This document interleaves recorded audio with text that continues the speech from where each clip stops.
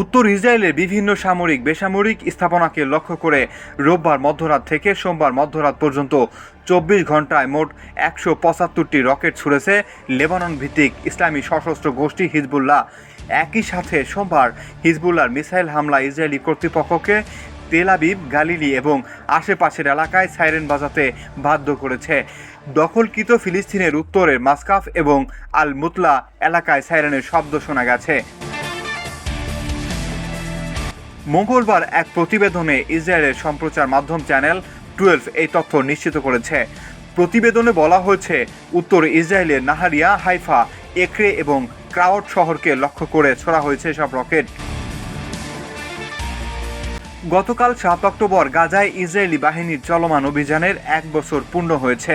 Hamas জানিয়েছে সোমবার তেল আবিবকে লক্ষ্য করে বেশ কিছু রকেট ছুড়েছে গোষ্ঠীটি। ইরানের সমর্থন পুষ্ট হিজবুল্লাহকে ধ্বংস করতে গত 23 সেপ্টেম্বর থেকে দক্ষিণ লেবাননে অভিযান শুরু করে ইসরায়েলের প্রতিরক্ষা বাহিনী। হিজবুল্লাহ সবচেয়ে গুরুত্বপূর্ণ ঘাঁটি ও সামরিক স্থাপনাগুলো রয়েছে লেবাননের দক্ষিণাঞ্চলে। লেবাননের ইসরায়েলি বাহিনীর গত প্রায় 2 সপ্তাহের অভিযানে 1251 জন নিহত, 3618 জন আহত এবং 12 লাখেরও বেশি মানুষ বাস্তুচ্যুত হয়েছেন। নিহতদের মধ্যে হিজবুল্লাহর প্রধান নেতা হাসান নাসরুল্লাহ এবং কয়েকজন শীর্ষ কমান্ডার রয়েছেন।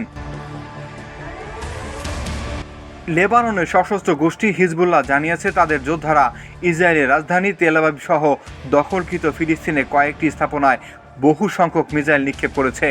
ইরানের রাষ্ট্রীয় বার্তা সংস্থা ইরনা জানিয়েছে সোমবার রাতে হিজবুল্লাহ এই মিসাইল হামলা ইসরায়েলি কর্তৃপক্ষকে তেল আবিব, গালিলি এবং আশেপাশের এলাকায় সাইরেন বাজাতে বাধ্য করেছে।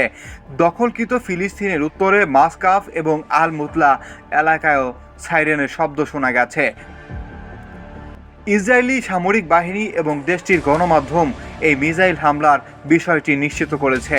ইসরায়েলি সামরিক বাহিনী দাবি করেছে যে তারা তেল আবিব এবং দখলকৃত ফিলিস্তিনের কেন্দ্রীয় অঞ্চলের ওপর দিয়ে ছোড়া 5টি মিসাইল প্রতিহত করতে সক্ষম হয়েছে।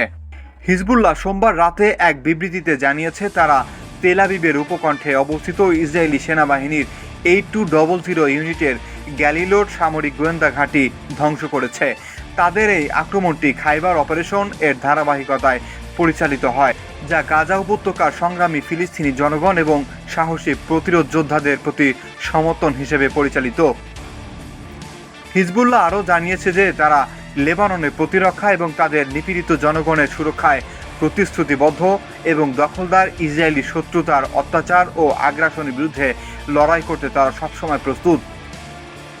এ হামলার আগে সোমবার সন্ধ্যায় হিজবুল্লাহর পক্ষ থেকে হাইফা, আকর এবং নাহারিয়ার উপরেও রকেট হামলা চালানো হয়েছে। ইসরায়েলি গণমাধ্যম জানিয়েছে সন্ধ্যায় মাত্র 1.5 ঘন্টার মধ্যে 60টির বেশি রকেট দখলকৃত এলাকায় আঘাত হানে এবং কিরিয়াত শেমনে বসতিতে সাইরেনের শব্দ শোনা যায়। হিজবুল্লাহর বিবৃতিতে জানানো হয়েছে তারা বেইত হিলেল সামরিক ঘাঁটিতে অবস্থানরত ইসরায়েলি সেনাদের লক্ষ্য করে বেশ কয়েকটি রকেট নিক্ষেপ করে। একই সাথে হামাস, হিজবুল্লাহ, ইরাক ও হুতিদের একের পর এক আক্রমণে বেশ বেকায়দা ইসরায়েল লেবানন ও গাজায় আক্রমণ করতে এসে প্রতিরোধ যোদ্ধাদের হাতেও নিহত হচ্ছে অগণিত ইসরায়েল সেনা।